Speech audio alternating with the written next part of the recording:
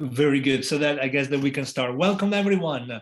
We are extremely, extremely happy and honored, to have such an important panel with such distinguished guests from originally Iran, but working and living not just in Iran, but from all over the world.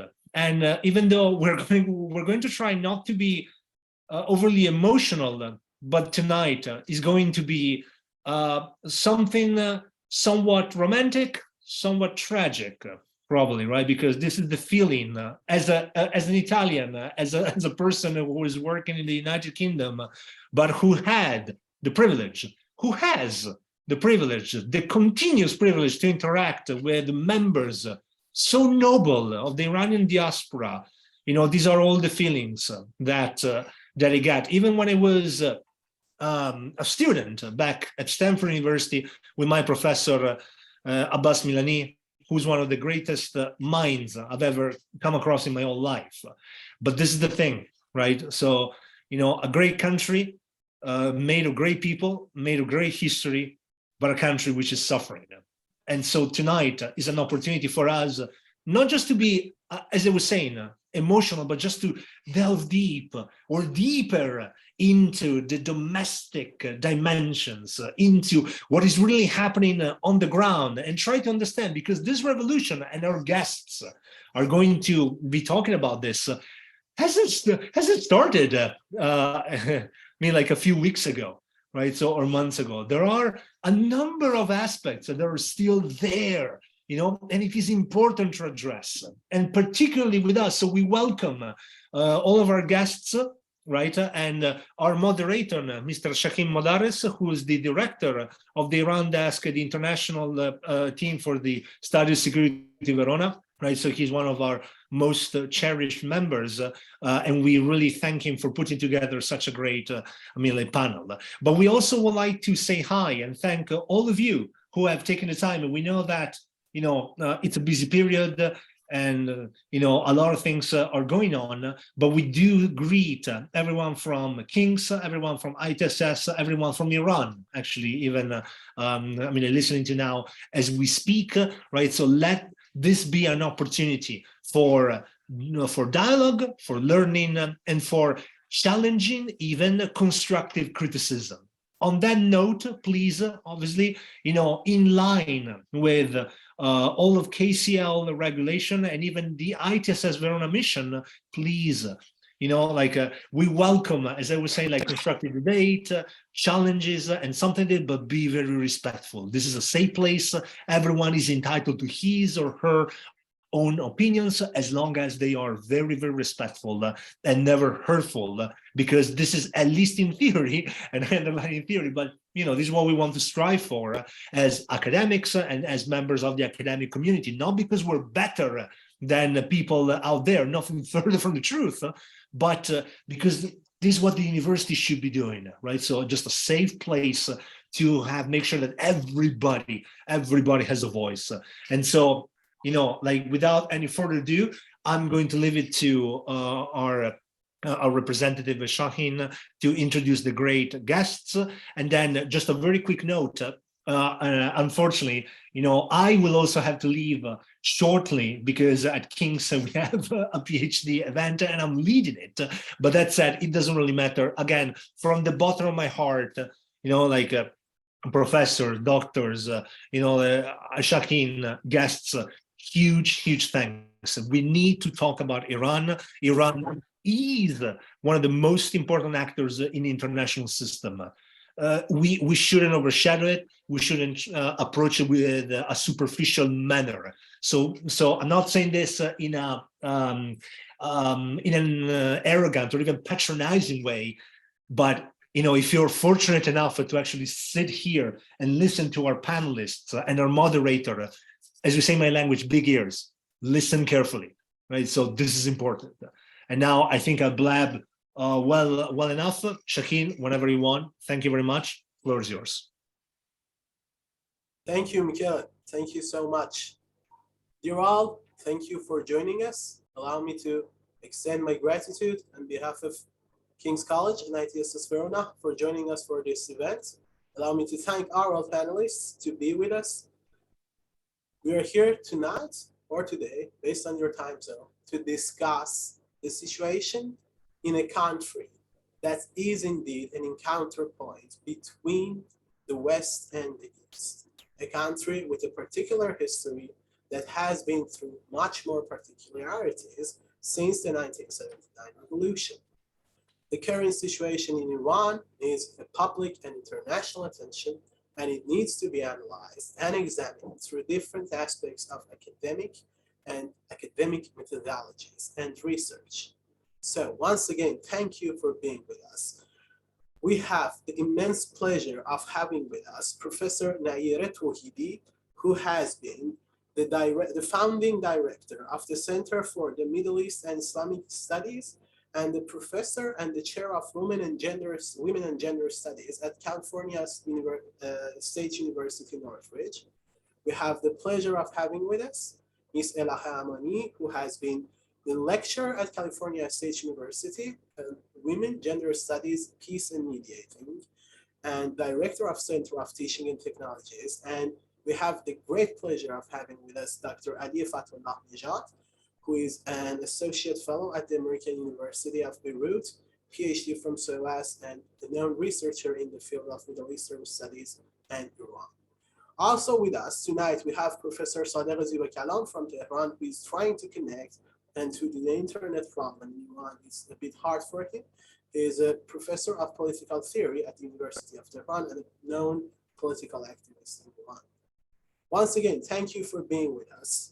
Allow me to say that in this event, we will proceed by having one question proposed to our panelists, and each of them will have between 7 to 10 minutes to discuss different aspects of the question that they rather to answer.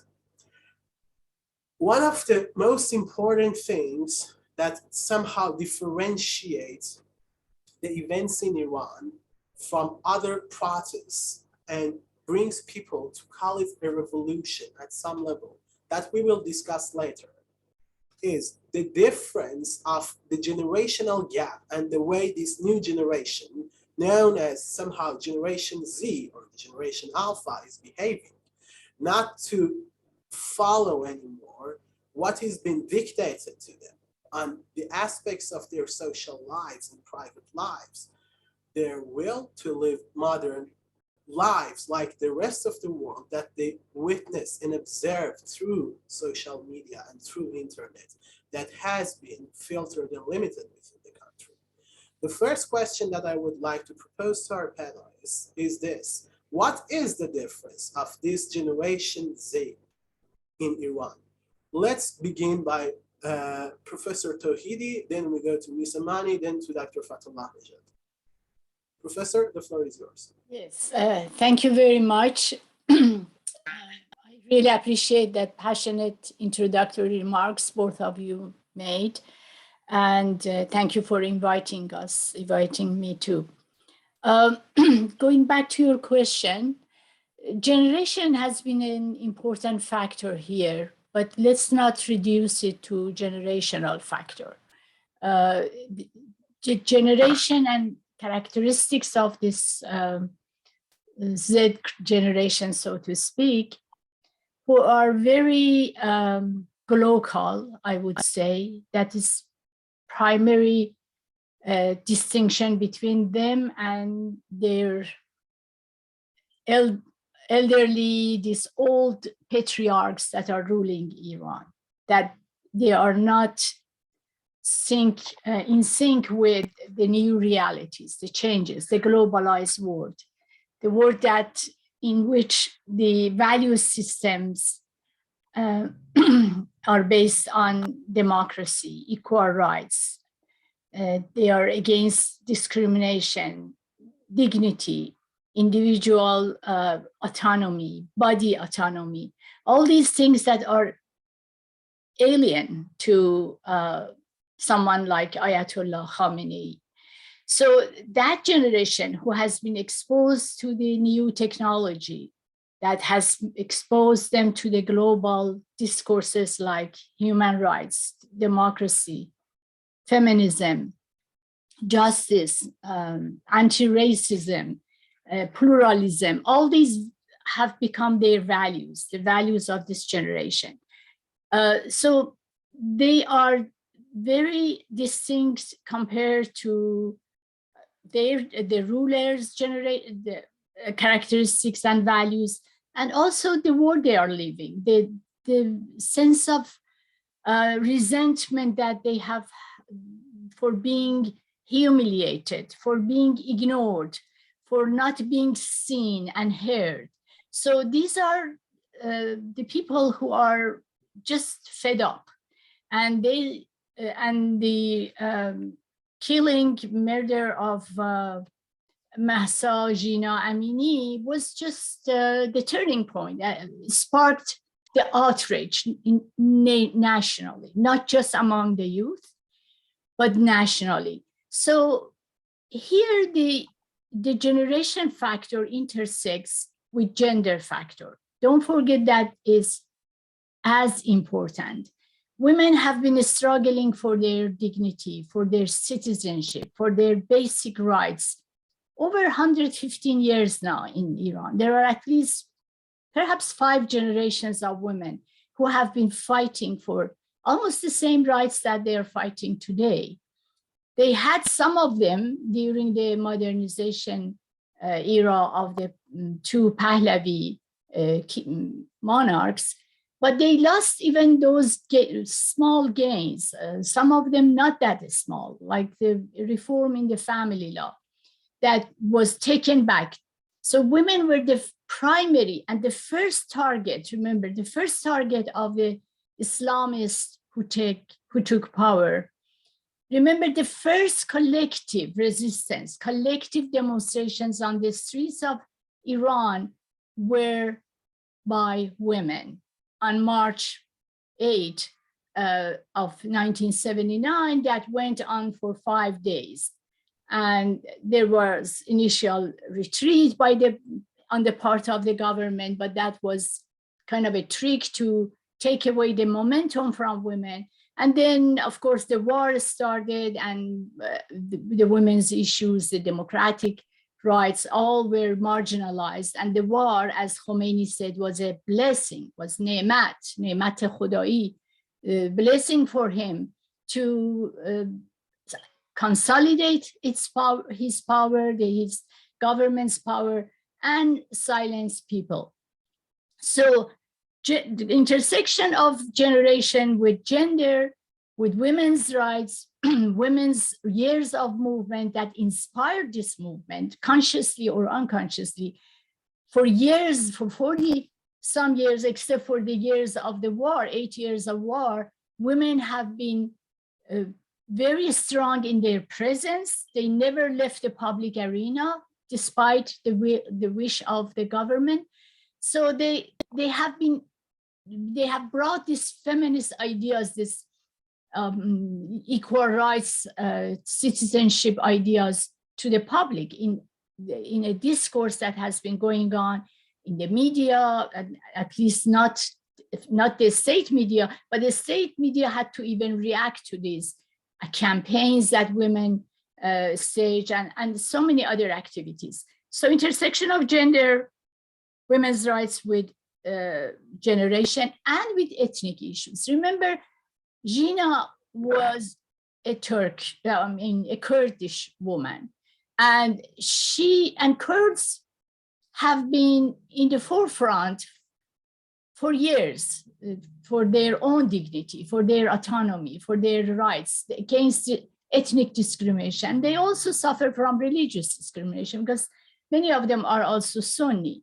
So the intersection of ethnicity here, the way that Kurdish people reacted and responded to this murder, actually they led this movement. So it is very refreshing that the main slogan of this revolutionary uprising has come from a provincial area of Iran rather than starting from the center, which has been always the case, center dominating its discourse and slogans. But this time a slogan that people didn't even know about it, but for years have been used by Kurdish people in Syria, in Turkey, against Daesh. That slogan itself, woman, life, dignity, is so profound, so all-embracing, that puts everything into it, that what people want. Why women? We know because women were the primary way that the control and obsession over women's body, women's hair, by this misogynist government has brought the issue of women to the surface. So when women were being harassed and attacked physically, verbally, every day by morality police and by propaganda, everything, when the bulletin board said that women are like chocolates that should be covered, otherwise flies will surround them. It was insulting and humiliating for both men and women, because they resembled men to flies and women to chocolate. So all this sick ideology that really is humiliating, is denying dignity and humanness of women, have been there. So this slogan then, woman, is, when they say women, they mean it's like encompassing everybody. If women have their citizen rights and human rights, everybody else is going to have it. And then life. People want to reclaim their life because they have been deprived from living a normal life, especially the youth. The youth has been, along with women, humiliated, controlled. These people are control freak. I mean, the government, the ideology is really control freak. And they want to control the youth, the way they dress, the way they act, what they watch, what they listen, what they eat. Everything is controlled. So, and then freedom, which is the ultimate thing. And that's why this slogan has been resonated internationally, because everybody can relate to it, no matter from which culture, which country you are. So this movement, in other words, although many economic reasons are underlying the problems, especially the middle class people who are becoming poor. We have now the phenomenon of the middle class poor. So these young people don't have any future. The regime has failed economically, has failed politically, ideologically, in international foreign policy. Even the nuclear deal was, hanging. So these people have nothing to lose. The youth have no future, have nothing to use, and is fed up with all this control and repression. So all these are, the confluence of all these variables have made this movement different, that compared to previous movements that were like the Green Movement was basically pro-democracy by middle class. But this movement is across all classes, and also not just for material and economic concerns. It is for non-material concerns as well, for human dignity, for to gain their respect, to get back their life. So it's very pro-life movement, if you will. Thank you so much, Professor.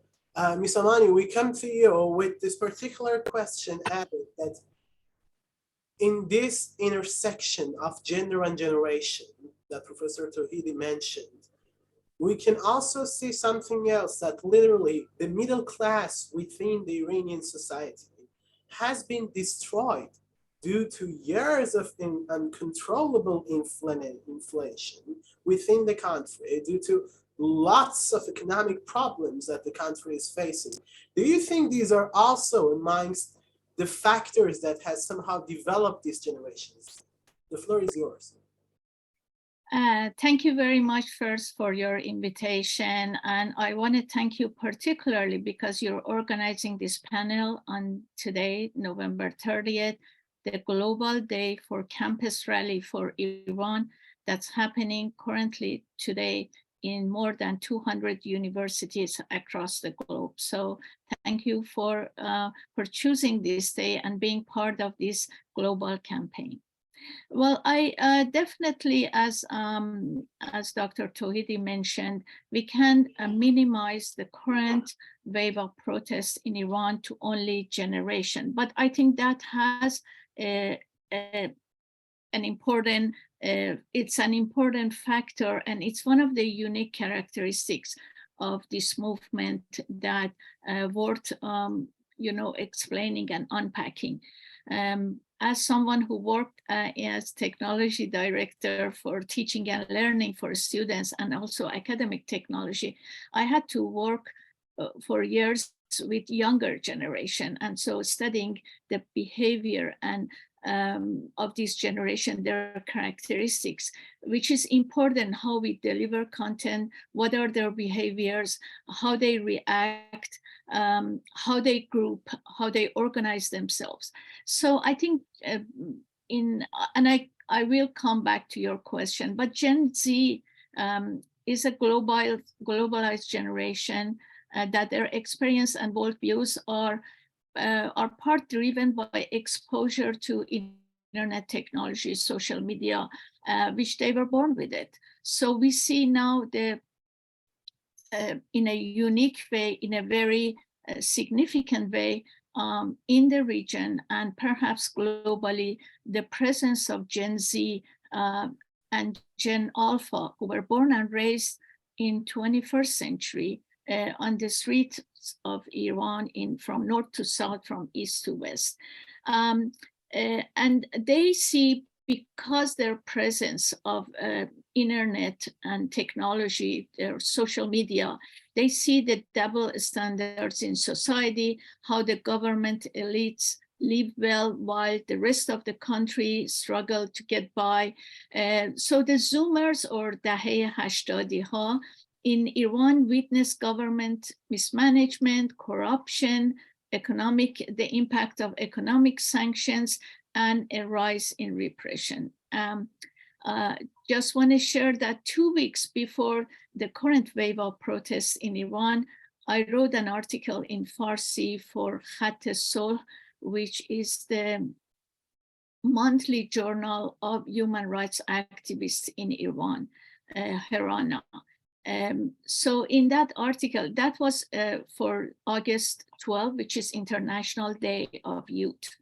And in that article, I did mention that we telling to the people in position of power in Iran, wait to see how Gen Z and Gen Alpha gonna come to the streets and demand accountability and their human rights. So the current wave, although nobody have the prediction when it's gonna happen, but we all know that if it wasn't Mahsa Amini's death in custody, there would have been another case that is the last straw who break the camel's back of the current situation in Iran. So the Zoomer in Iran are outspoken and express their views and thoughts, as we see in the streets of Iran. They feel their future in Islamic Republic, while they are in position of power, is bleak, and they want to take control of their future. And their pluralist nature of Gen Z, their connection with their generation all over the world, made it harder for all governments, not only Iran, to control compared to previous generation. One of the things that we are witnessing today is that many of my American colleagues and friends, they're telling me the images that we see from the youth in Iran is very different than the perception that we had in mind. And that is correct, because this generation, Gen Z and Gen Alpha, which is 80% of Iranian population are now on internet, they share the same values, same characteristics, of course, with different differences that we have all over the world, but they are much closer in terms of culture and their perspectives on the world with their generation in other parts of the world than with previous generation in their own country.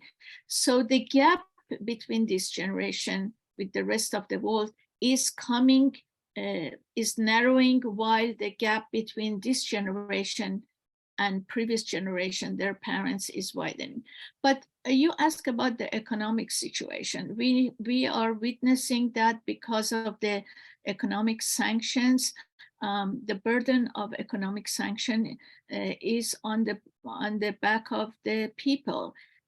However, the mismanagement and the corruption of the Islamic republics has a significant role in and the gap between rich and poor, which has been widening in Iran, it's very significant role in current protests in Iran and in the waves of protests that we have seen during the last 43 years. As the pattern has been that we have more frequent protests as we see in recent years, and the demands and the slogan are moving from economic to more broader, which is inclusive of really that the people desire is to have a democratic, secular, and government with equality, gender equality, and removing all this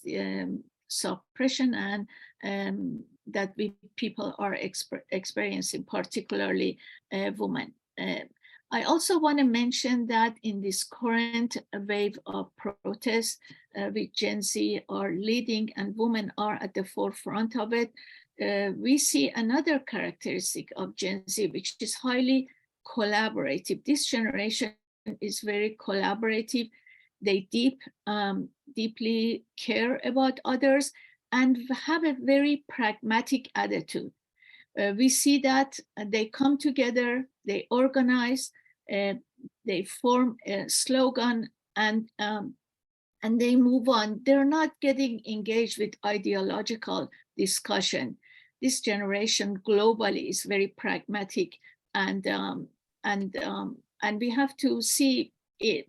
Just like in October, just current year, more than 41% of the people detained by security forces during this wave of protests are under the age of 20, and 48% were between 20 and 35. This is according to the government Fars news agency. So we see that, yes, we cannot minimize this current wave of protests in Iran to the characteristics of Gen Z, but the youth and the younger men and women, particularly women at the forefront of it, is a characteristic that it's significant, and we have to really pay attention to it. Thank you.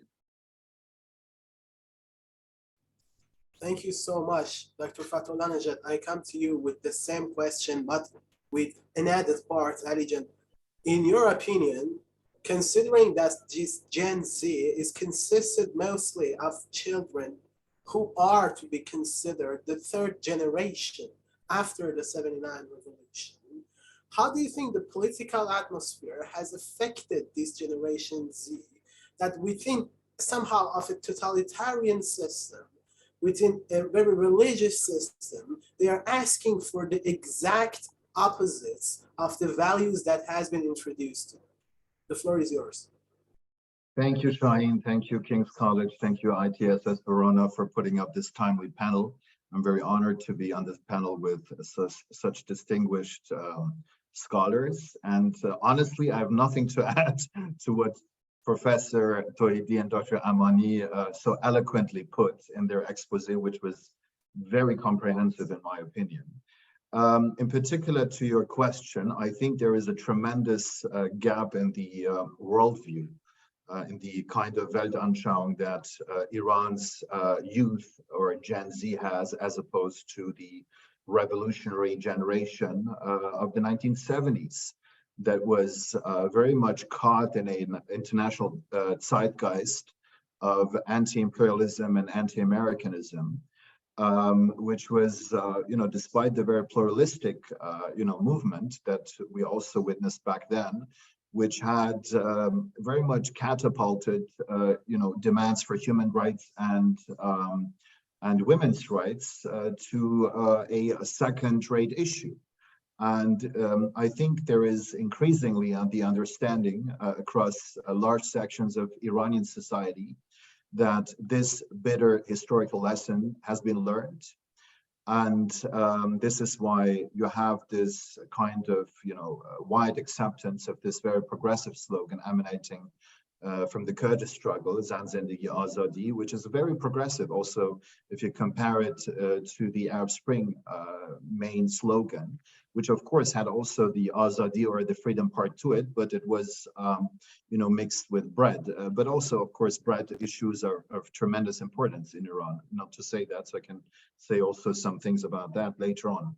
But yes, I think there has been a process of learning that you cannot create a democratic society that provides, equality and equal access, to all concerned without the respect for human rights, without the respect of women's rights.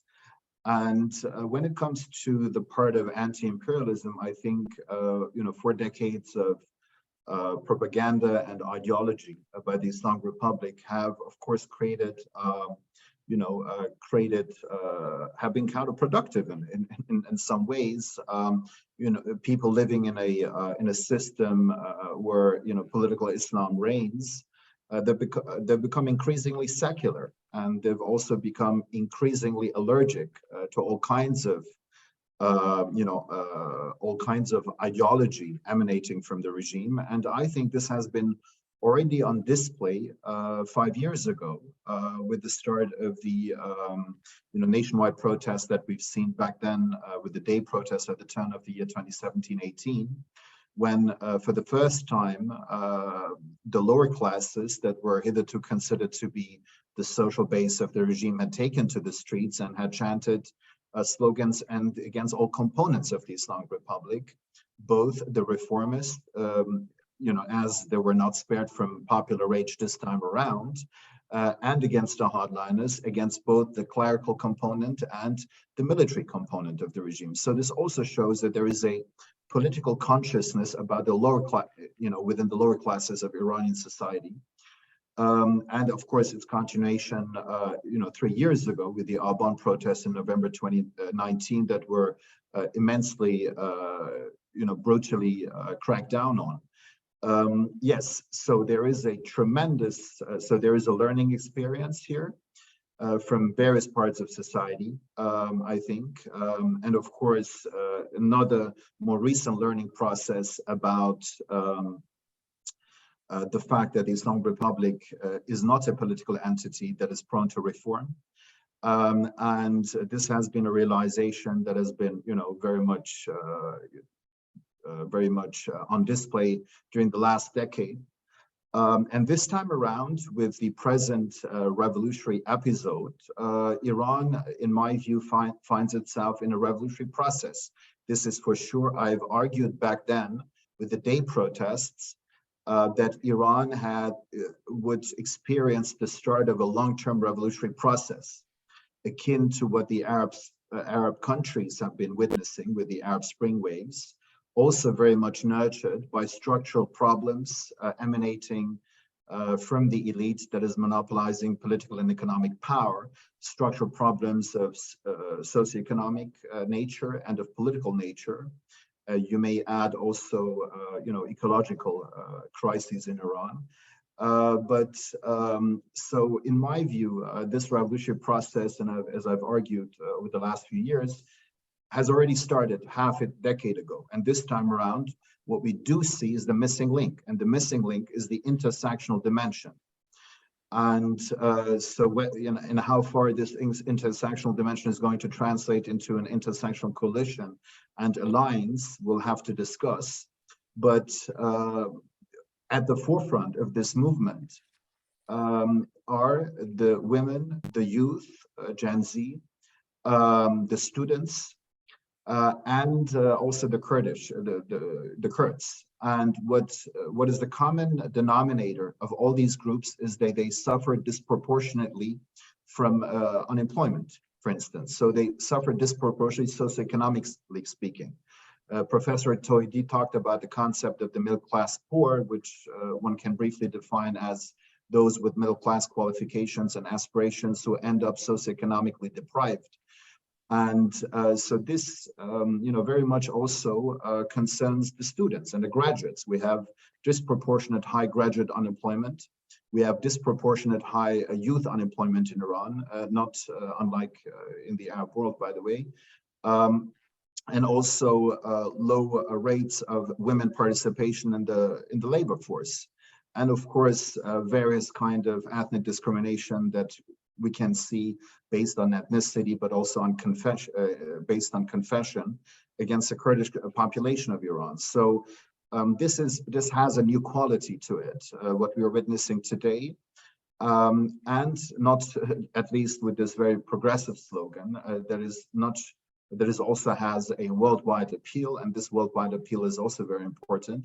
There is also quite a difference from the kind of international reactions or non-reactions we had with the Day and Aban protests over the last few years. This time around, there's much more international attention and much more international understanding about the nature of the Islamic Republic.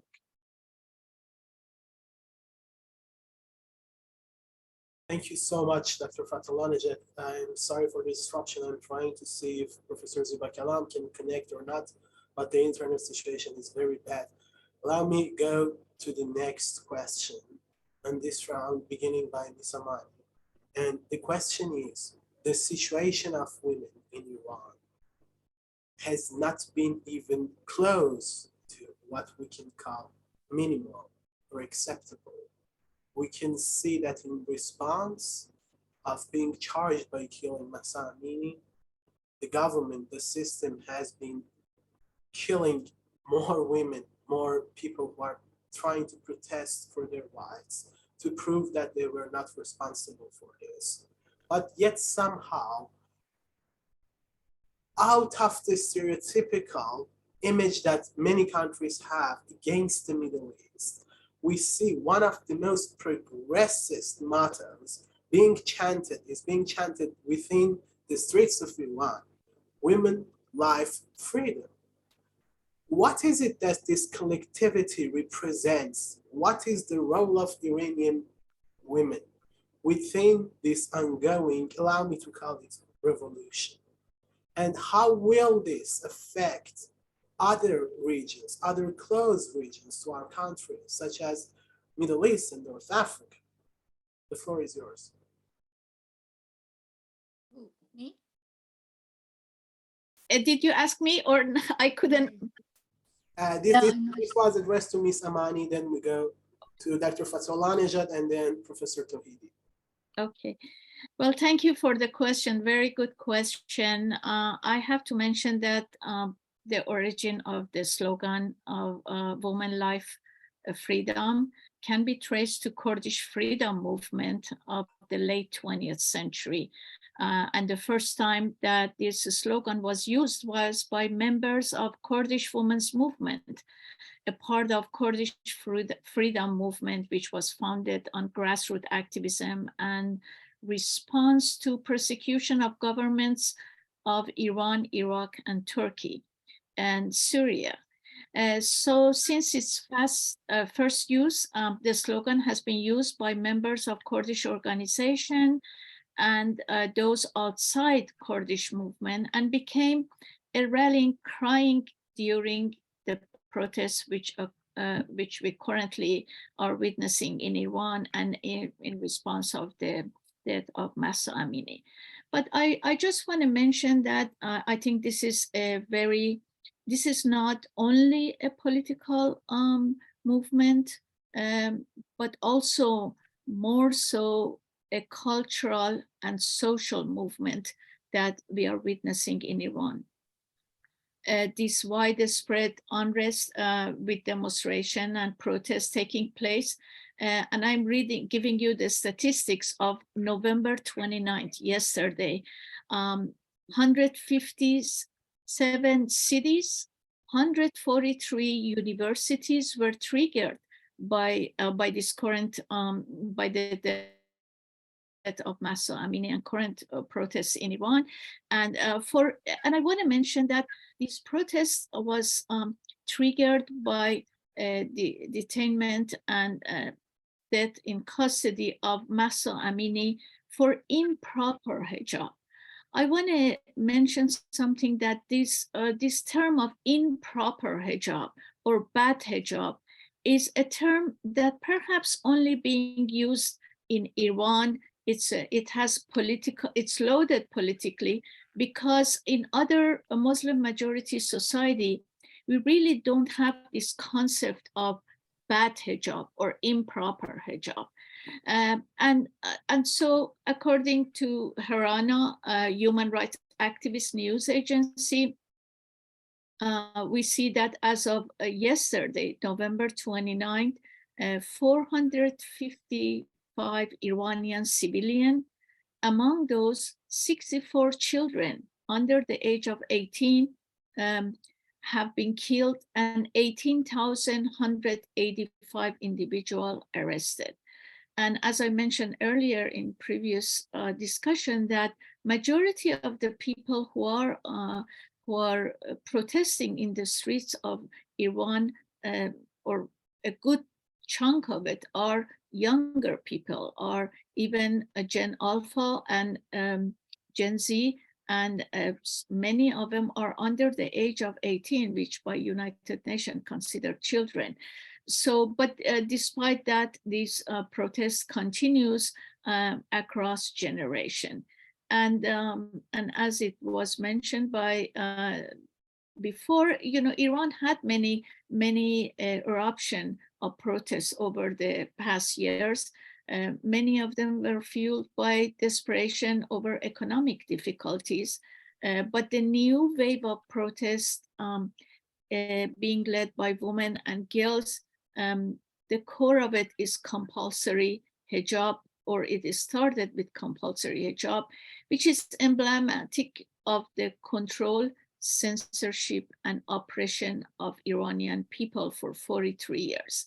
So, and for the last 10 weeks, to be exact, 78 days, women and girls burn their scarf and cut their hair in powerful display of defiance. Actually, I believe, and many other people, we share the same feeling, Iranian women activists or other scholars, that for the last 43 years, the body of Iranian women has been the ideological battlefield of patriarchal values, now revolting not only against compulsory hijab, but also against all the discriminatory laws of Islamic Republic of Iran, depriving them of their choice, right, and dignity. The gender issues, gender discrimination, gender inequality, gender suppression, gender apartheid is a key factor of the intersectionality of gender and generations in Iran, Gen Z and Gen Alpha, because they demand the same rights. In many of the video clips shared on TikTok or other social media, or posting to Facebook or Instagram, of many of the young people who were killed in this wave of protest, we see that we can get a glimpse of their desire for a future, for freedom, for being able to dress as they want, for having a choice and having the rights to live their lives like other members of this generation in other parts of the world. And this has been reflected clearly and loudly in many of these social media posts. So in essence, this this wave of protest has a forward-looking it's forward-looking, and it's social and cultural revolution that it's very unique, not only for Iran but for the region. I work closely for the past more than 2 decades with Afghan women, because as chair of as Women's Intercultural Network, we have a circle with Afghan women, and I know that how this current wave of protests in Iran has encouraged and inspired Afghan women to raise their voice and demand accountability and their right. Also, we have seen a whole series. I had a talk specifically on this issue, the impact of this movement in Iran, in the region, and globally. We see that the Palestinian women issued the statements. The Palestinian radio station dedicated 12 hours program on supporting the women's struggle in Iran and the current wave of protests. We saw that Iraqi women organization issued a statement in support of that, and also kind of resisting, using the Iranian protests and inspiration by that to resist the policies that want to impose mandatory hijab for high schools in Iraq. In their statements, they said, we're not going to listen to you. We are like Iranian people, Iranian women, standing against these regressive policies. We saw that in India also, that ironically, there are some people who filed suit for wearing hijab in high school. We saw that many women organizations supporting this movement and using that to counter that argument. So we see that this is very inspiring, energizing movement for the region. It's bringing hope for better future for the women and girls in all Muslim majority society that, you know, some of them have way more progressive rights, like in Tunisia and other countries compared to Iran, but it's a forward-looking strategy for the women's movement. And also other part of the world. We saw women in Chile, they came to the street and had a demonstration in support of Iranian women, and also in United States. Many progressive women organization, feminist organization in United States also standing on this, defending the Iranian women's movement. I want to share also that globally, women across the globe, we all share the same fight against the rise of religious extremism in all religion and the rise of right-wing politics, populist movement in all countries. In your country, Italy, the right wing now won the election, and one of the first things that they are pushing back is on reproductive rights of women and girls. So I think there is lots of synergy globally because of these two global patterns, the rise of religious extremism and right-wing politics. There is a synergy globally amongst women's movement. And as they push back the women's rights and dignity and what women struggled for it throughout the 20th century and current century, we have to push forward. When they push back, we have to push forward. And this is the essence of solidarity, global solidarity with Iranian women's movement. Thank you. Thank you so much, Ms. Amani. If our other two panelists allow me, considering that Ms. Amani will be leaving us in 7 minutes, allow me to propose very briefly our other two questions. If you give us the honor to answer them before you leave us, just to have an opinion about your take. First one is, would you consider the ongoing situation in Iran a revolution? And in this case, what do you think is the responsibility of the international community? I do believe this wave of protests started with protest, but now I would consider it a revolution. It's a revolution of its own kind. It's a unique way. It may not fit in the definition of revolution as we all know it, but definitely the continuation of it within the last 10 weeks and the strategies that that particularly younger people utilizing it on the street, meaning that it's not one big demonstration or rally like 2009, but it is spread all over Iran in different neighborhoods, different strategy. So that makes it more challenging for the government to control and suppress it. Although based on the last 43 years, I'm not shutting door of any atrocities that could happen in Iran with suppressing this.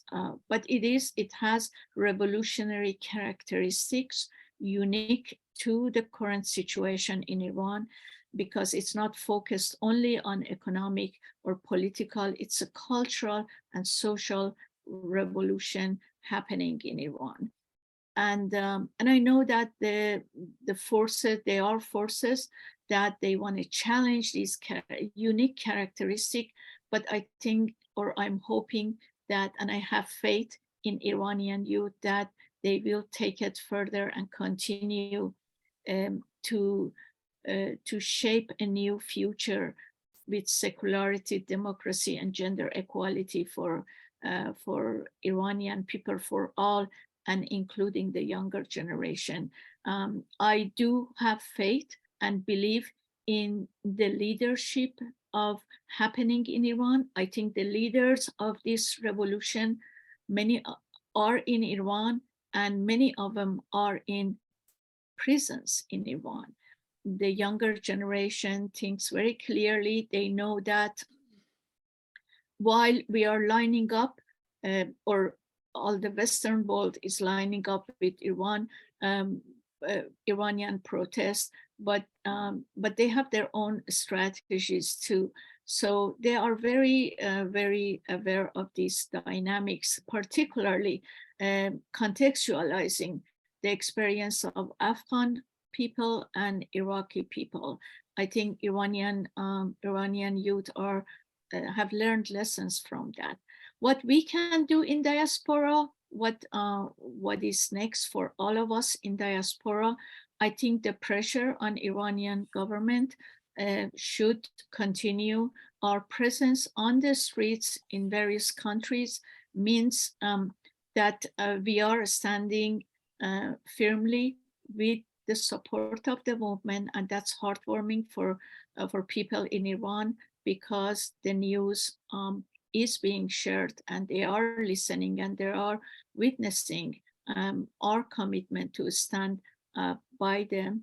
The pressure, we saw the UN Human Rights Council special session that will start its work very closely, in near future. Although Iran, I was reading in Persian media that Iran may not have an open door or welcome this special session fact-finding mission. We also see other strategy to shaming Iran. For example, removing Iran from the Commission on the Status of Women, UN Commission on the Status of Women, which I've been attending every year. And I know periodically governments that they have as dark records like Iran on gender issues are part of it currently. So there is a movement to remove Iran from the UN Women's Rights Commission, which I welcome that. But I also have to mention currently there are 41 other countries on this commission that they don't have necessarily, some of them, brighter records on gender issues compared to Iran. Currently, Afghanistan is also part of the Commission on the Status of Women.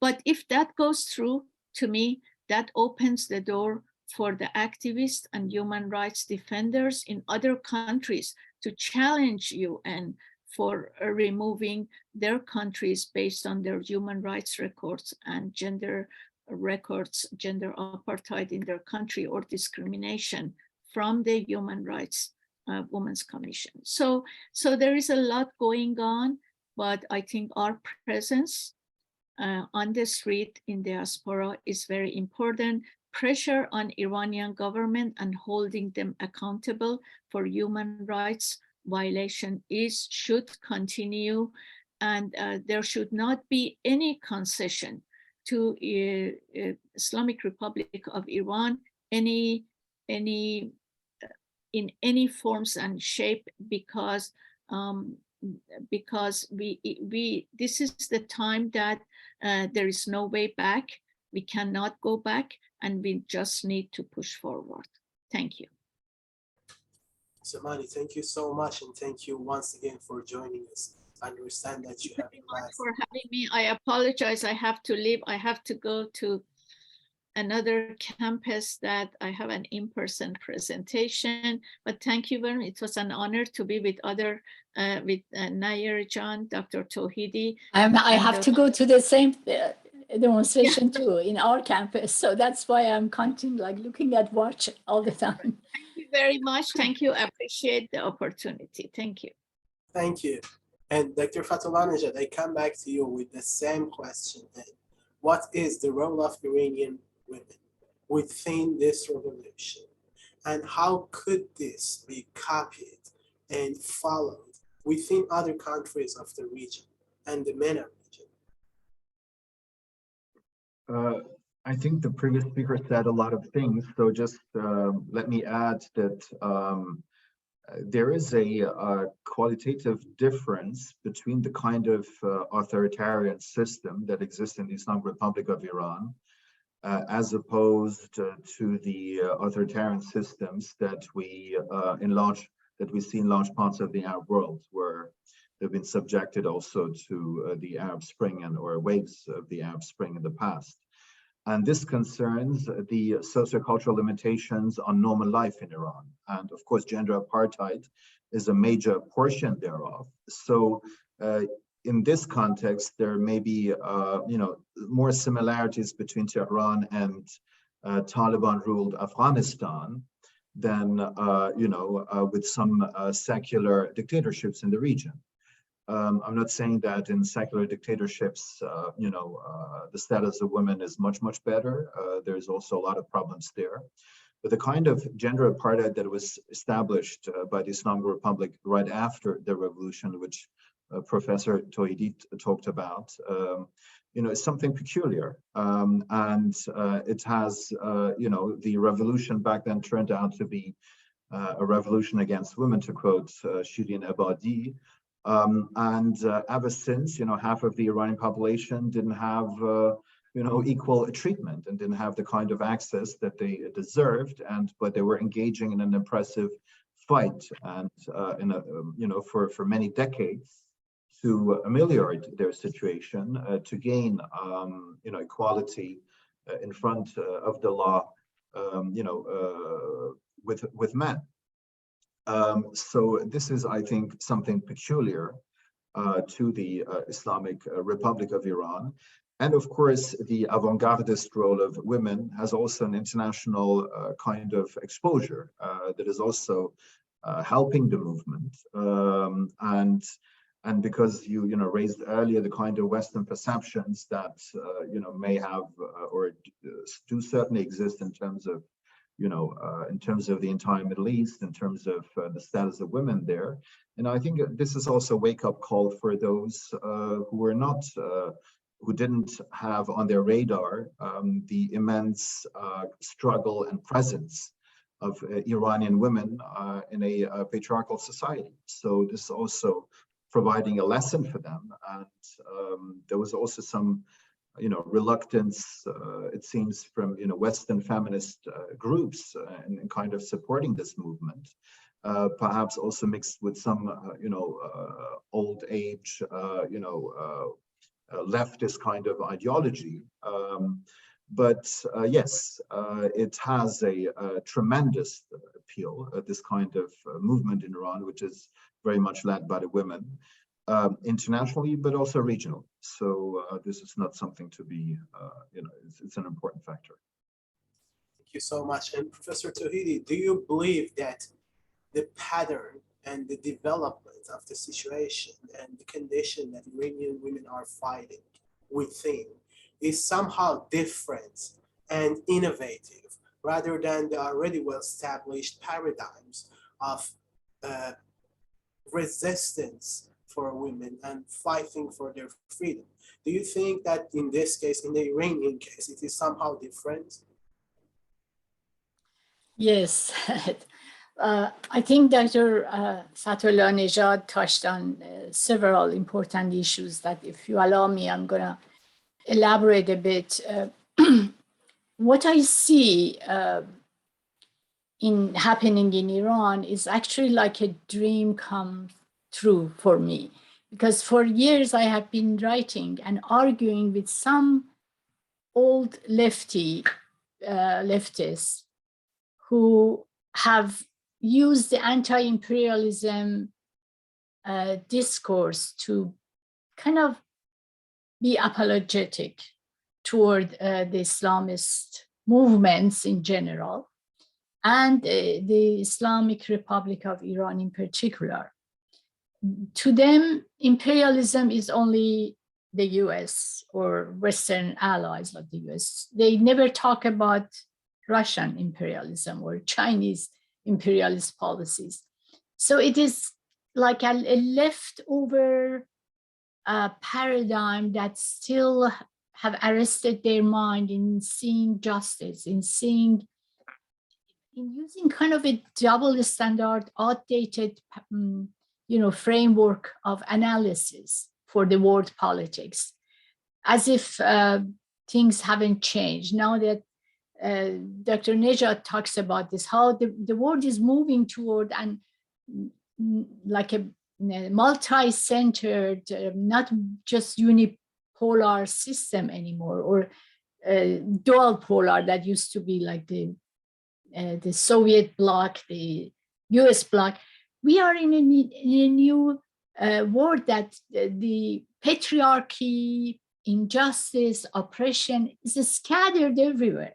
There's no single place that has, is the source of all the evils as they see it, unfortunately. So whoever stands against the US, they think it's progressive, it's part of this camp of people. But they don't look at the vision and the practice that these type of Islamist movements are offering us. The Islamist movement began and succeeded in Iran. Iran became the model, the source of inspiration for many other Muslim majority countries. So that is why it is so important that Iran's failure, that is the Islamists, the political Islam, the fundamental Islam that is ruling Iran, their failure in economic aspects of running a country, their incompetence. They always use the excuse of sanctions, but they don't also say why Iran is sanctioned. The ambition, the only area that they have succeeded is military build-up and intervention in the regional countries and even internationally. Otherwise, look what has happened to the environment, natural environment in Iran. The crisis that we have now with water, how mismanaged the economy has been, how mismanaged the cultural issues have been, how repressive they have been, how brutal. All these have made this so-called Islamic Republic that I always hesitate to say republic, because they have increasingly, especially during the last elections, that was like another turning point for people to just lose hope for any changes from within the system, any reform, because they engineered the latest presidential elections in a way that to otherize everybody, and the only group who were left all were the hardline Islamists, and very incompetent and with a very problematic background that Raisi, with his criminal background, was elected as president. So this model, the way they have treated minorities, gender minorities, sexual minorities, women, ethnic minorities, religious minorities, it has created a really failing model for the world to see, especially for Muslims to see. So that is why I think the international impact of this current revolution in Iran and the culture, the political culture that this current revolution is representing, the slogan that they are chanting, these are all refreshing and new and novel and transformative. I think Iran has actually achieved a paradigm shift in their subjectivity. Iranian people's subjectivity has changed. The subjectivity not only toward Islamism, I'm not talking about anti-Islam. Actually, these young people, these women are offering a refreshing image for being Muslim, but yet democrat, egalitarian, peaceful, rather than fighting with everybody, pluralistic, rather than dividing the world into different camps and all the time chanting death to this, death to Iran, death to America, death to France, death to Saudi Arabia. All these are going to have a hopefully very positive transformative impact internationally. As Elahe Amani, my friend, mentioned, even Palestinian women, I heard from, I have posted in my Instagram, a Palestinian writer and media figure who says, we have been told that Iran is supportive of Palestine. So just, whatever they do, we have to be quiet about, not critical. But I'm fed up with this. How can a country that kills its own people, a government that kills its own people, can support my liberation as a Palestinian? So I am standing with Iranian people. That is how many Palestinians are growingly seeing the real nature of Islamism that is also afflicted some of the Palestinian, part of Palestinian liberation movement. So it's going to affect Afghanistan for sure. It's going to affect Malaysia, Indonesia, that have been inspired by Islamism from Iran and are kind of following the same path. They're going to think twice, and especially women in those countries. And so this paradigm shift is not only toward the government saying that this system is not capable of reforming itself. So just we are asking for the entire replacement of this political system with a democratic secular system. It's also, as was said, it is, and I said in my introductory remarks, that this is a cultural revolution at the same time. It is for the different values, different framework of looking at things. So I'm emphasizing this because I hope that internationally, the policymakers, the governments, and civil society organizations, and my feminist colleagues in academia, my sociologist colleagues in academia, wake up middle class also matters. They kind of, oh, these are just middle class people. As working class, we just defend working class. Working class is part of this movement too. They just don't have the resources yet to lose their jobs and enter into this because of this brutal regime. But we are already seeing the beginning of joining the working class, the poor in Iran already. Already this is across class movement. Very poor districts of Iran like Naziabad, people are uprising. So it's not just, this is actually most of the people are middle class poor that Dr. Nejad explained, that they have the characteristics and ideals and aspirations of the middle class that, like in many countries are almost the same, but they are poor. They live, they have to go, they can't afford housing, they can't afford the inflation. And so they have kind of a collective pain now in Iran, regardless of class, regardless of ethnicity. There's a collective pain, which is this paralysis that this government has created for Iran. It's a dead end, politically, foreign policy-wise, economically, environmentally, culturally. Look how many writers and journalists are in jail. Almost 20,000 people have been arrested, just 19,000 people have been arrested, according to their own statistics. So I think people in the world should realize that, unfortunately, many of them do. And we see unprecedented degree of solidarity and sympathy and empathy among people, and some rhetorical change among the governments. I don't know how you ask what the international community can do. I don't want to take this very vague and general position to say that, yes, please support us, morally, and that moral support is not enough at this point. They are killing people every day.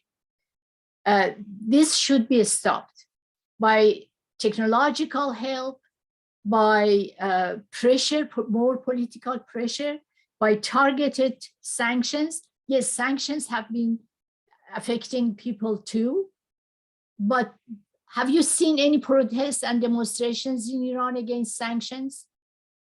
No, they say we blame the Iranian government's policy that have united certain governments against us. Why do we need nuclear arms? Don't believe them that the ambition is just for nuclear energy. No, they're lying. We all know that they are lying. They're after the bomb. And we know how bad implications that can have for Iranian people and the whole people in the region. So we need really concrete, working, effective support in the world. We feel the same way that Ukrainian people feel. We are on the side of Ukrainian people, but who is on the side of Iranian government?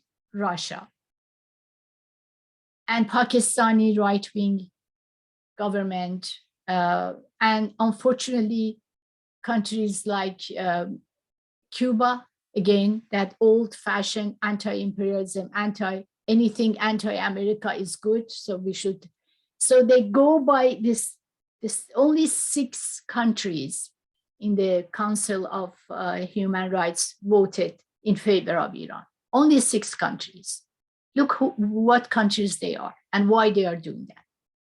Armenia does that out of desperation. They have to always please Russia, and we know why. Pakistan, we know why. They also have been supporting the Taliban. So we know what kind of policies they have when it comes to women, to human rights. So we know what camps we are dealing with. We need also, this danger, this united front against liberal democracy, against social democracy, against secularity by authoritarian governments. Not only the right-wing populists, but authoritarian, corrupt dictatorships like also Russia is joining this populist right-wing ultranationalists. Look at the friendship between Putin and Mr. Trump. So on the other hand, another force that is threatening our democracy in the world generally is this radical extremist Islamist fundamentalism. So we need to, I wish Dr. Nejad could talk more about this end of unipolar world and how, we are moving toward a different world order. And where do we stand? Where should we stand in that new world order and new alignments that are being made among different countries and different, groups of people and parties and so forth. So I have always argued in my writings that gender is the blind spot of democracy in Iran and in some other Muslim majority countries. By that, I meant people don't realize that the importance and the centrality of gender issues. And now I think the whole world is seeing that. And that's another turning point that I'm talking about, this paradigm shift. Not only Iranian people have noticed, so these women were saying, if they can repress us so badly, they are going to repress the youth as well. They're going to humiliate you when they're arresting me and attacking my body in front of my husband or my brother or my father. They're humiliating you too. So this centrality of gender issues, sexuality issues, now that blind spot is clear. There's as if a light has been, shed on that blind spot, and people are kind of seeing it.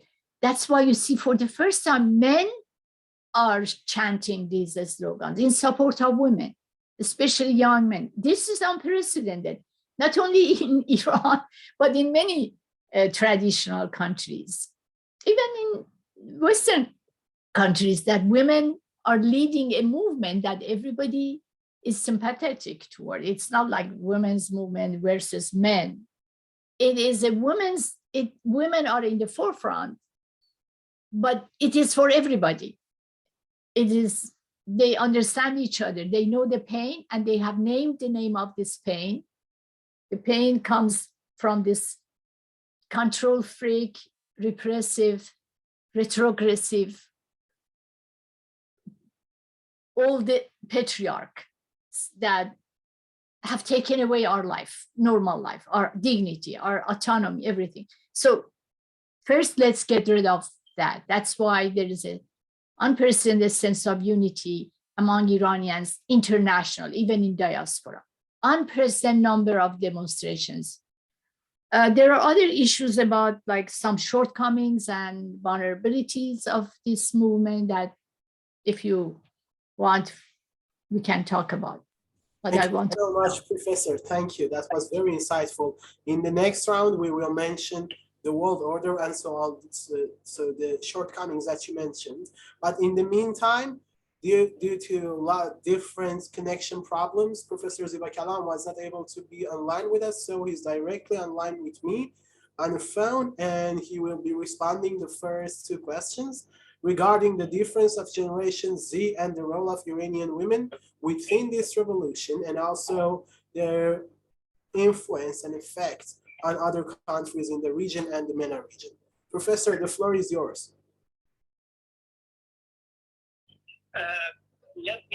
Let me say good evening to ladies and gentlemen. I sincerely apologize. I have been trying nearly an hour and a half to be connected to you. Unfortunately, because of the failure of internet connection I haven't been able to be with you.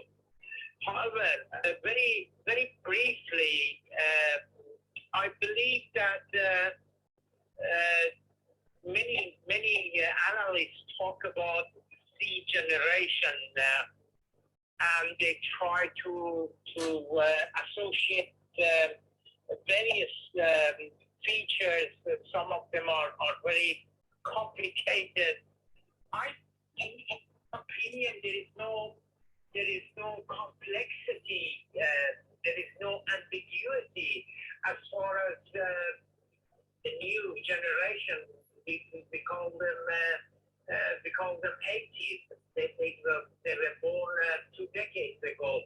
I really don't think there are any complexity regarding this generation.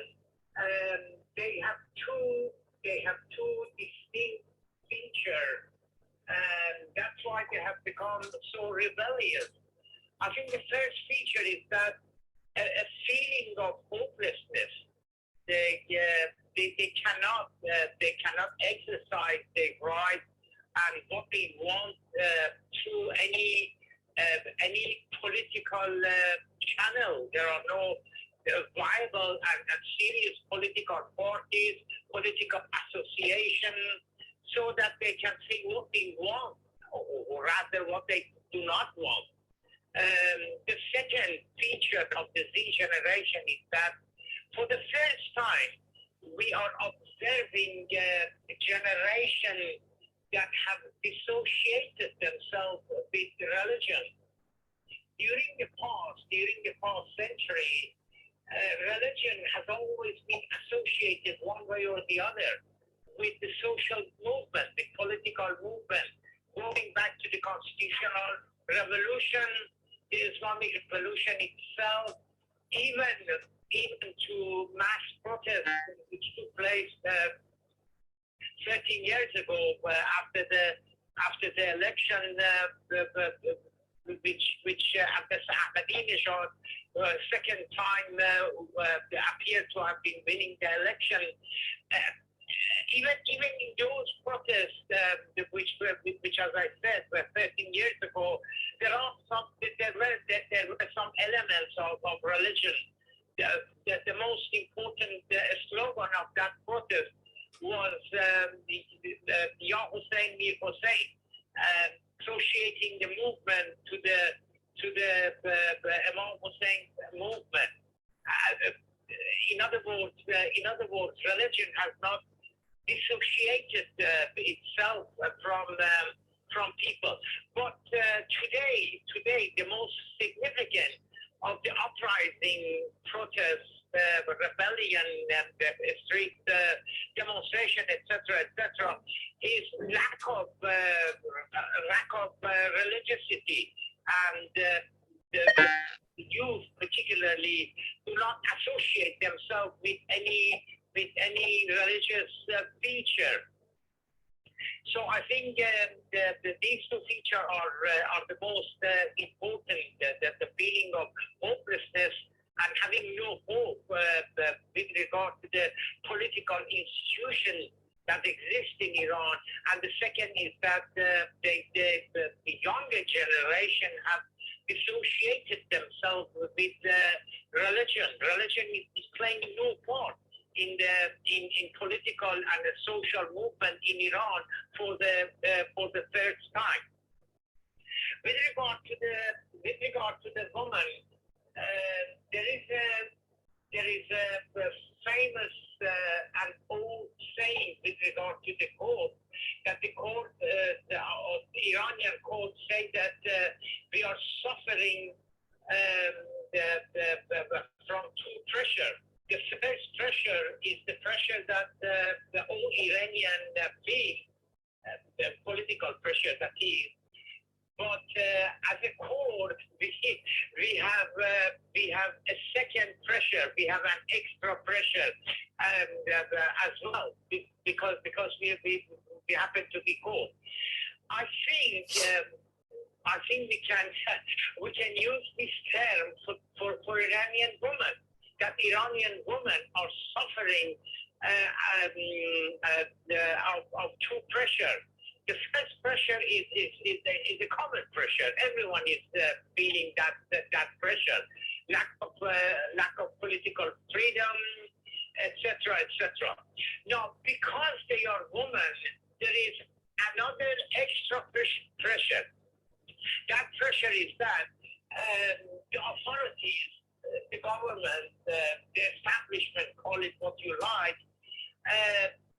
doesn't say to men what they should wear and what they should not wear.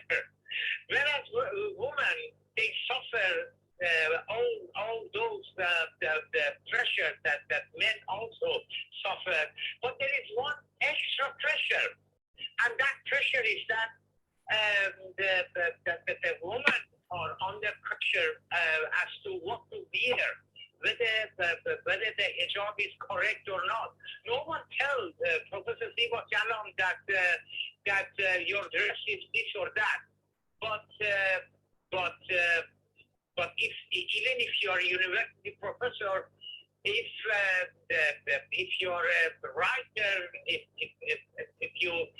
you have a very high-ranking social position, you could be told up by someone who is barely educated that your dress is not proper, and look after your hijab, etc., etc. So that's why I think the women are full of anger, because they really feel insulted. They really feel humiliated by these morality police.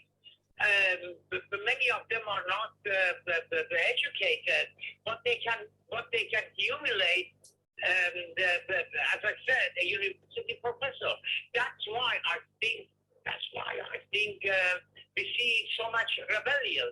We see so much the courageous political action by Iranian women, because they have been suffering too long. Not only political pressure, but social pressure as well, because they are women. Thank you so much, Professor. And whilst you're with us on the phone, allow me to propose the final question whilst we have you, which is, in your experience, having lived through the 1979 revolution, would you consider the ongoing situation in Iran anyhow different as the 1979 revolution, considering that we have a collective sense of unity that has been unprecedented in the last 43 years, and also the fact that there is a particular sense of romanticism that has been accompanying the ongoing events? Are there any similarities between what you lived and what you see right now? There are some similarities between the present uprising and that of 1979, but there are also differences. As I said, with regard to the Z generation, the most important difference is that the religion is playing no part. Whereas the religion was life and soul of the 1979 movement. It was really a religious institution, and the clergy were actually leaders of the previous revolution. Whereas the religion is playing no part whatsoever in this uprising. I think that is the most important difference.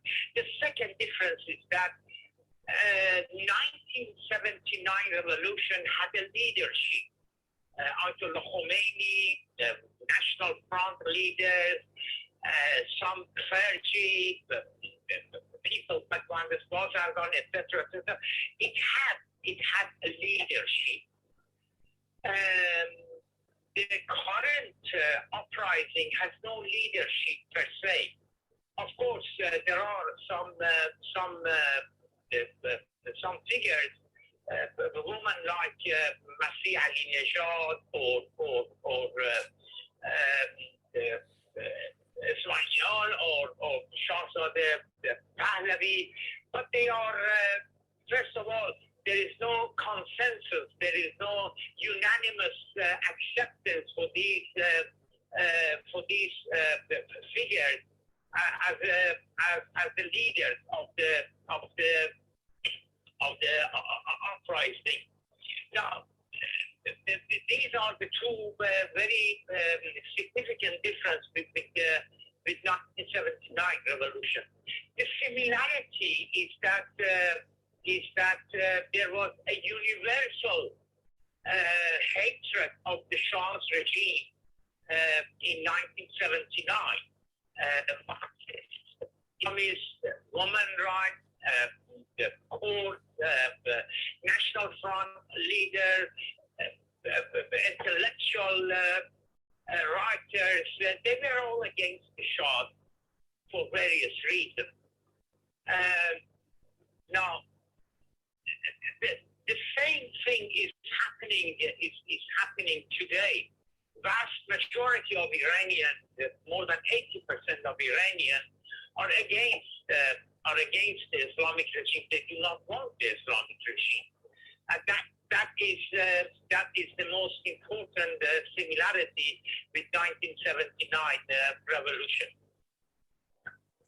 Thank you so much, Professor. It was an honor to have you on board with us, and thank you for accepting our invitation. I hope to see you in our future events with a good connection, hopefully. Inshallah. Thank you again. Inshallah. I say goodbye to all the ladies and gentlemen.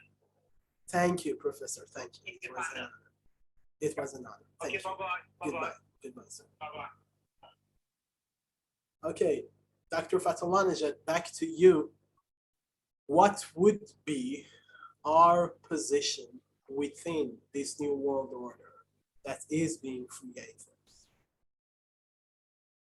Well, I mean, there have been a number of very important topics that have been raised, and I would like to comment on them as well. But when it comes to the issue of the international dimension, I think Professor Toedi, did paint a very important picture of the, let's say, of the political landscape in the world, in the international system. And of course, what we see is that we have this rise of a global authoritarianism that is based on re-emerging world powers, most notably China, of course, but also to some extent Russia because of its energy wealth and of skyrocketing energy prices, around 20 years ago.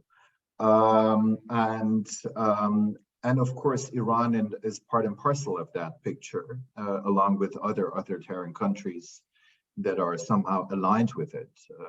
For instance, Venezuela, Cuba, and so forth. So this is, and all of that is accompanied by the rise of right-wing authoritarianism, and in Western countries. And as also Professor Toedi suggested, of course, for instance, Russia has been a main supporter of also fascist groups in Europe, but also in the United States. There have been a lot of commonalities here, also in terms of the worldview. And of course, all of that has been somehow accompanied by a kind of silence from some of the progressive forces, some of the leftist forces that have still, many of them are still stuck in this kind of Cold War, in the Cold War, with the bipolar confrontation between the Western and the Eastern Bloc. And they've come to understand, imperialism precisely within this prison. And they've not, really updated their kind of thinking about imperialism, because we do have an increasingly multipolar world order after the unipolar moment that we've had briefly. I'm saying increasingly because it's not a fully fledged order yet. The United States still is very dominant in one major source of power, which is dominance in the international financial and banking system. Hence also the strength of US sanctions regime that are applied extraterritorially. But other than that, there is a catching up economically speaking. And this has led not only to some kind of cultural, relativism also when it comes to issues of human rights from progressive circles, but also postmodernism. Sorry? Certain versions of postmodernism. Yes, exactly. And also there have been, because of the gaining of economic strength, of the economic center of global power moving from the Atlantic to the Pacific, a process that is underway, that has started, years ago. There's also a tendency in the Western world not to dismiss relations with dictatorships because of business reasons. And this, coupled with some other geostrategic, thinking, has underpinned a decades-long policy conducted by Western governments vis-a-vis Middle Eastern countries under the mantra, under the paradigm of authoritarian stability. And what we currently witness is a lot of confusion and problems in Western capitals to reverse course and to dismiss this kind of paradigm. They should have, learned the lessons of the fertility of this paradigm with the Arab Spring, 10 years ago. But it seems that lesson was not learned, and this lesson is that. Although dictatorships can, provide a semblance of stability, this is more of a semblance, because what dictatorships do is they deepen actually the socio-economic and political fractures within society. And as such, this stability is not prone to be sustainable. At some point in history, it's going to crack up. And we've seen that in the world. We're seeing this in Iran. We're seeing this also in other contexts. And the calculation from Western governments, or from many of them, has been that because of overriding geostrategic and geopolitical interests, when it comes, for instance, when it comes to the cheap flow of energy from the Persian Gulf region, for instance, or the avoidance of a major conflagration of wars like the Iraq War, and concomitant waves of refugees heading, to Europe mostly, and other concerns and, fears of destabilization after regime changes there. So all of that has underpinned this paradigm of authoritarian stability thinking, and which is still very much there in all of Western governments today. Although some sections of the political class has come to understand that perhaps qualitatively speaking, this time around the situation is different in Iran.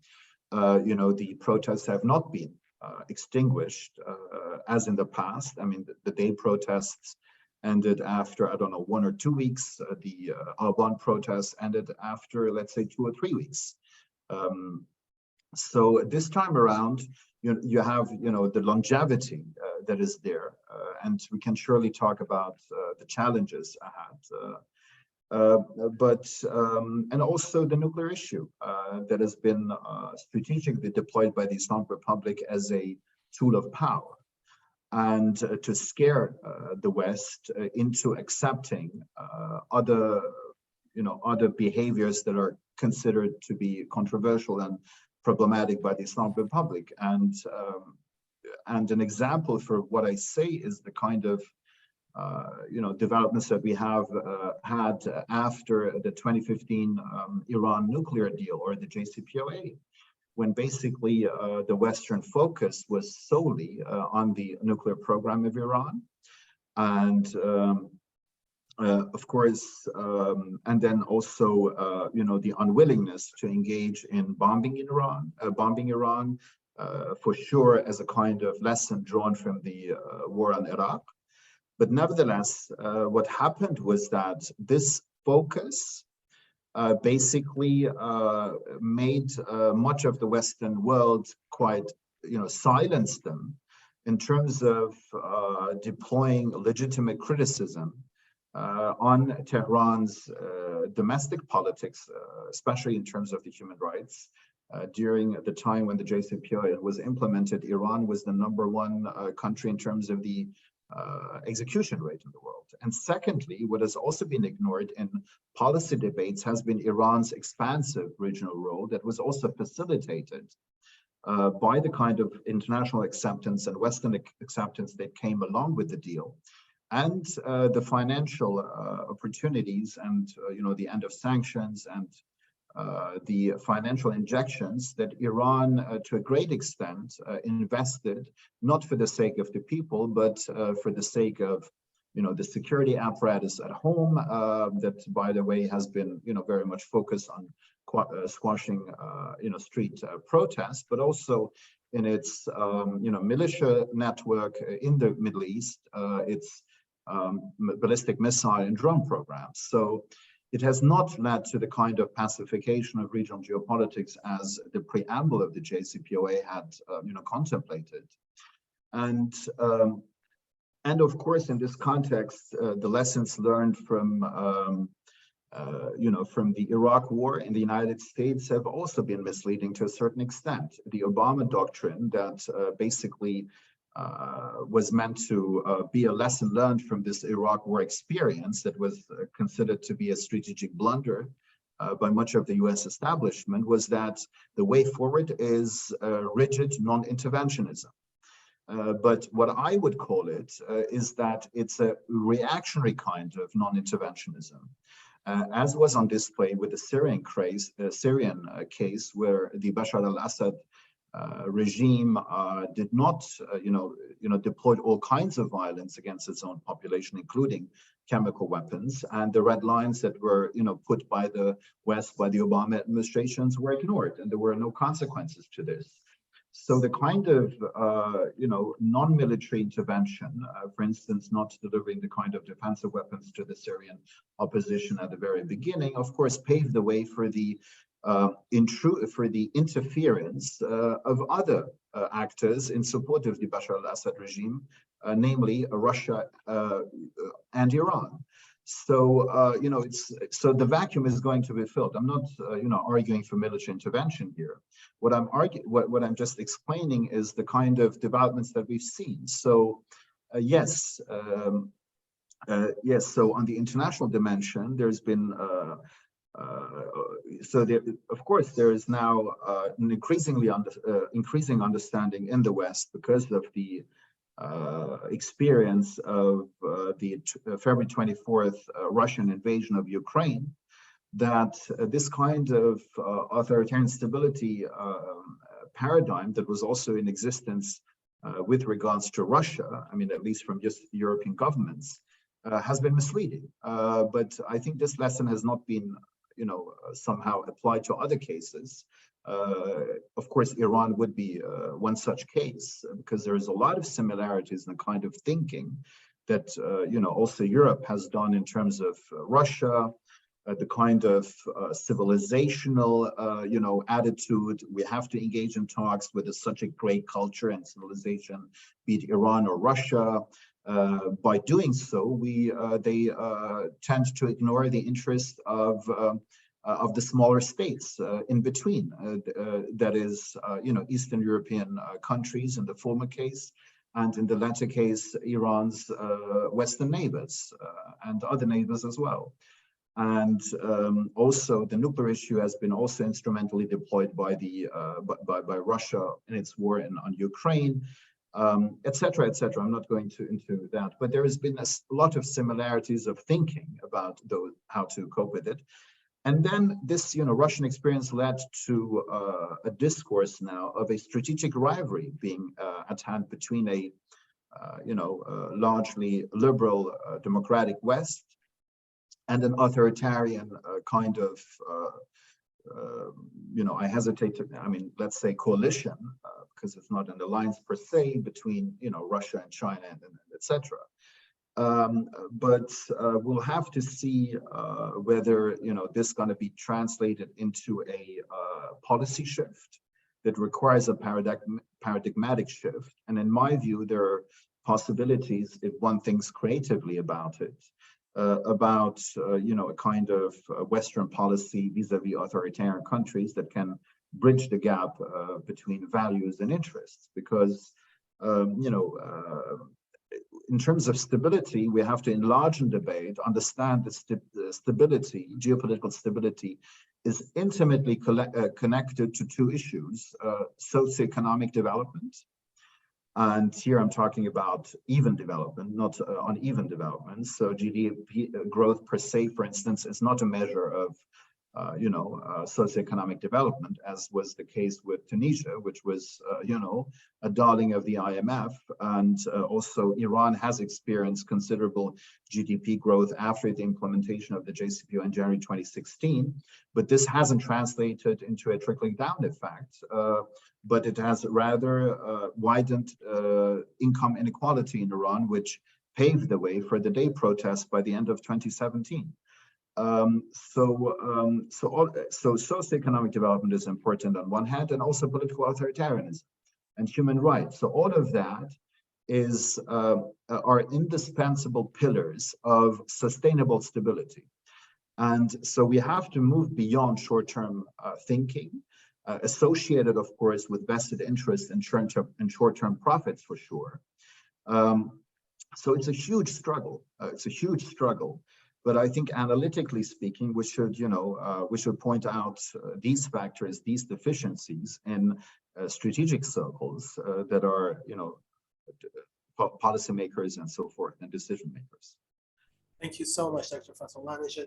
Professor Tauhidi, we have 5 minutes before we go to the questions that were asked, one from you and one from Dr. Fatullah, that you can address them. Would you kindly try to explain regarding the shortcomings that you mentioned?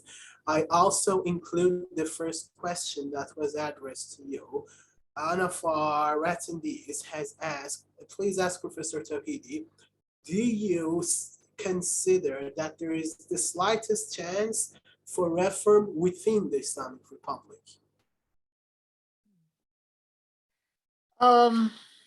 Okay, maybe I should.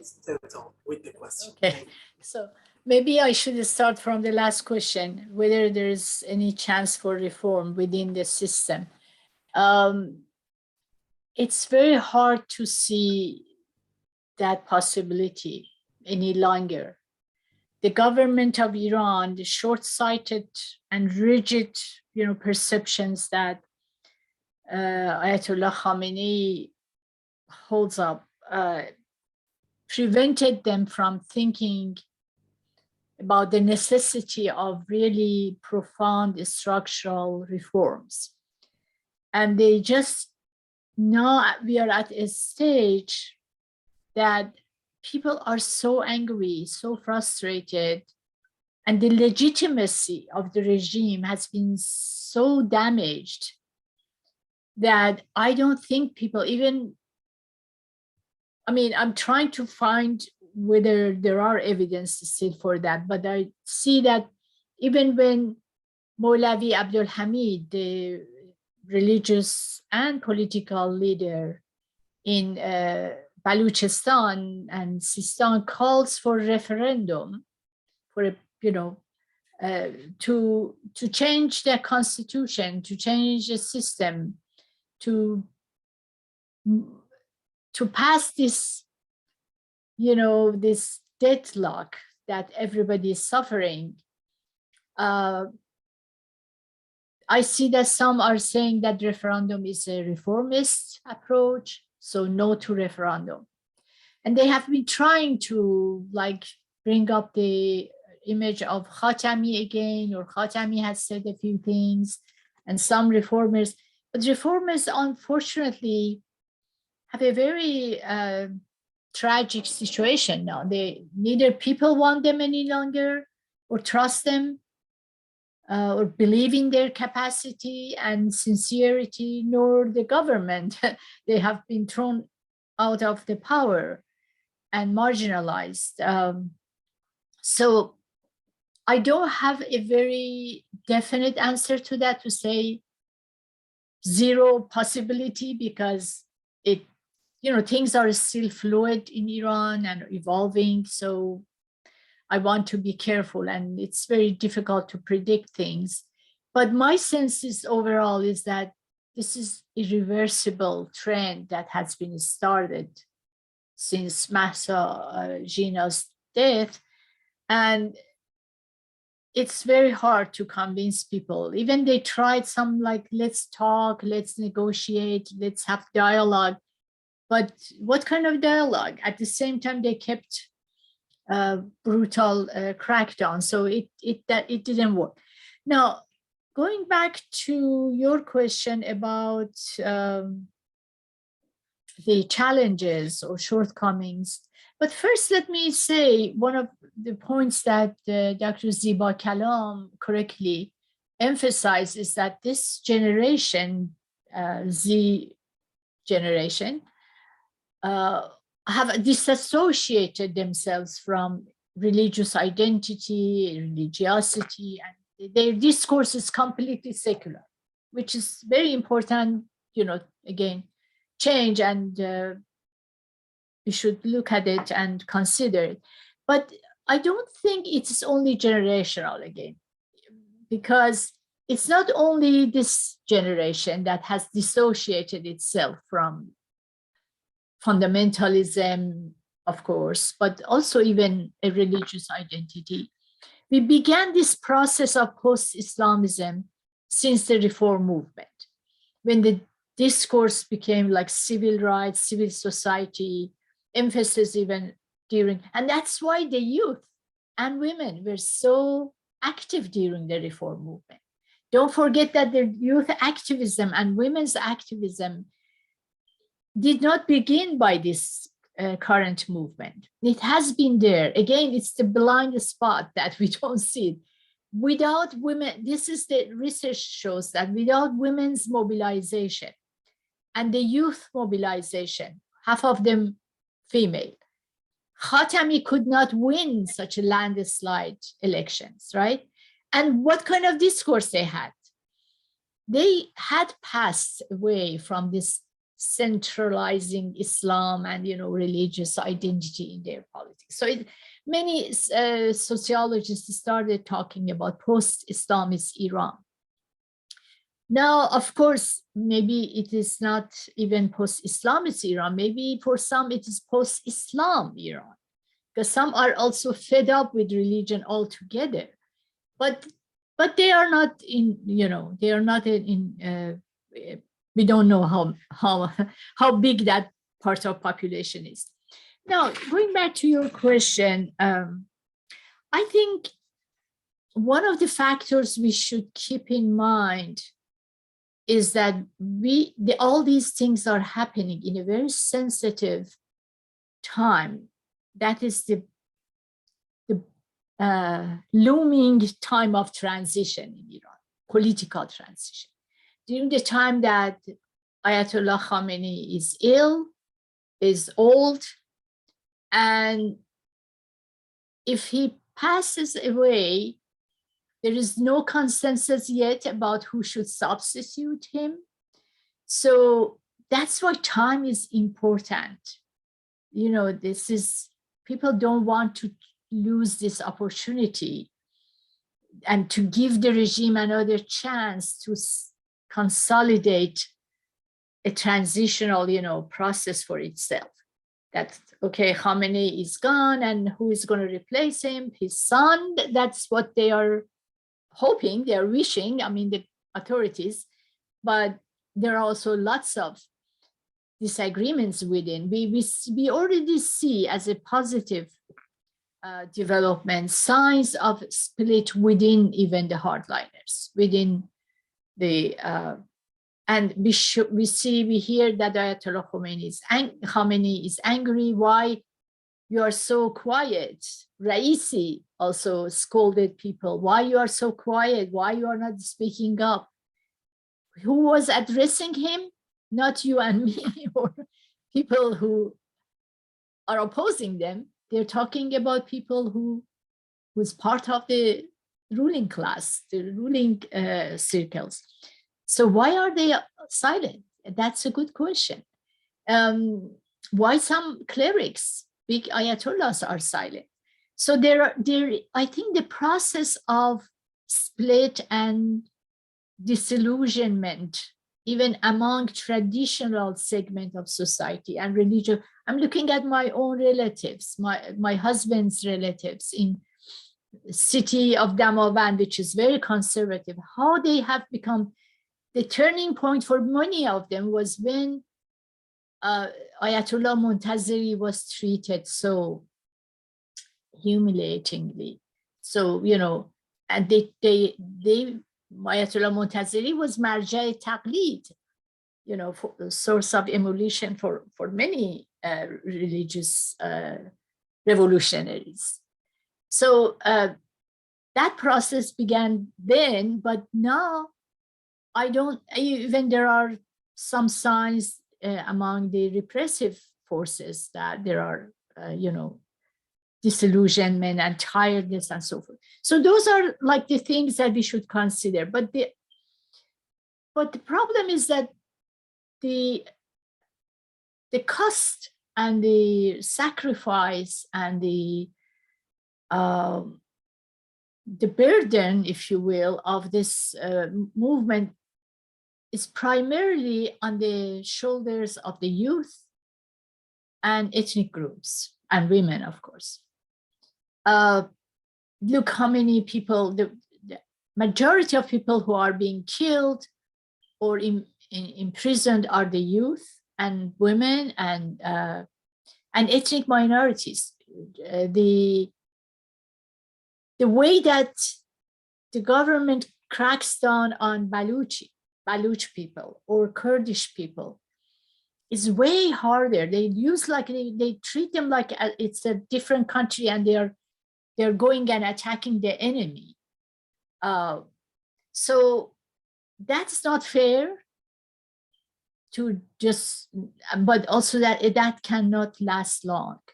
So we have to think of not only the non-hierarchical leadership that exists, which is the strengths of this movement. We don't know who they are, but we know they are there. They are coordinating the oppositions and protest movements in different parts of the cities, like very effective tactics, like flash bomb, like flash. What do you call it? Flash mob, flash mob tactic, because that avoids more attacks and so forth.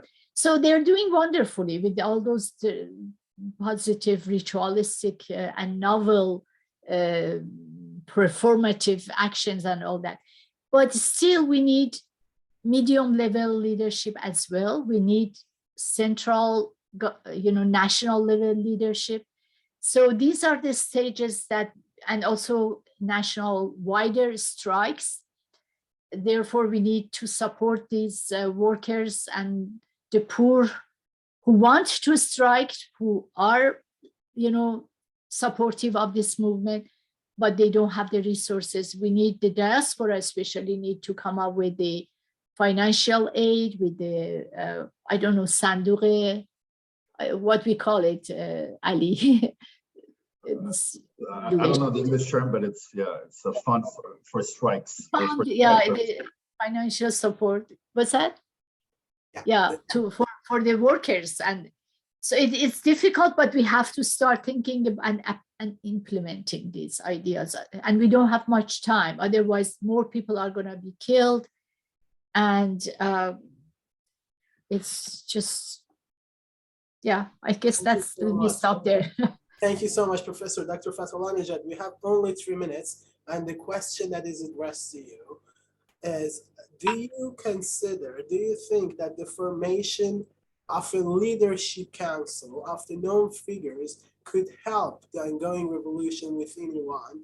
And could that be an alternative until a referendum is held and its political system is decided and voted upon by the Iranian people?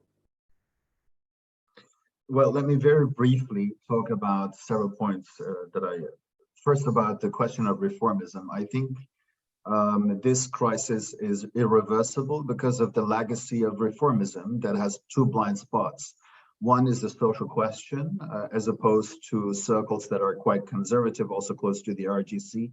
The reformists have not paid attention to the expansion of poverty in Iran. So this is a key, deficiency that was already on display during the Khatami administration. Secondly, they have not engaged in pushing for reforms, be it so, economically or politically, and in lessening the degree of political authoritarianism.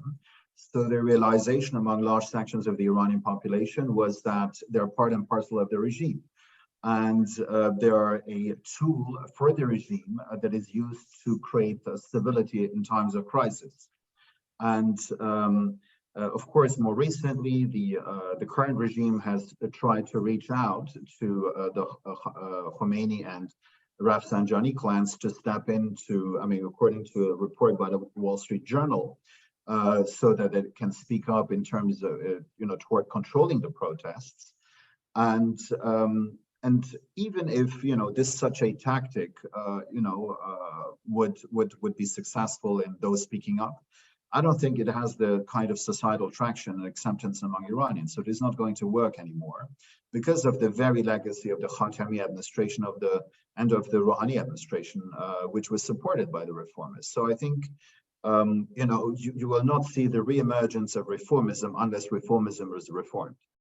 On the leadership question, yes, the decentralized nature of the protest has so far evaded the possibility for the regime to extinguish all the flames that are raging all across the country with a kind of, very innovative forms of protest that Professor Toridi talked about. So the lack of leadership has also been an asset and also kind of an, historical lesson in terms of the allergy that now exists toward the kind of charismatic leadership that we've seen with Khomeini. So there is no appetite for a single leadership. But then again, there is a tremendous potential inside Iran and outside of Iran, among the components of Iranian civil society, that is the students, women's and labor movements, where leadership can emerge, and also within the new generation.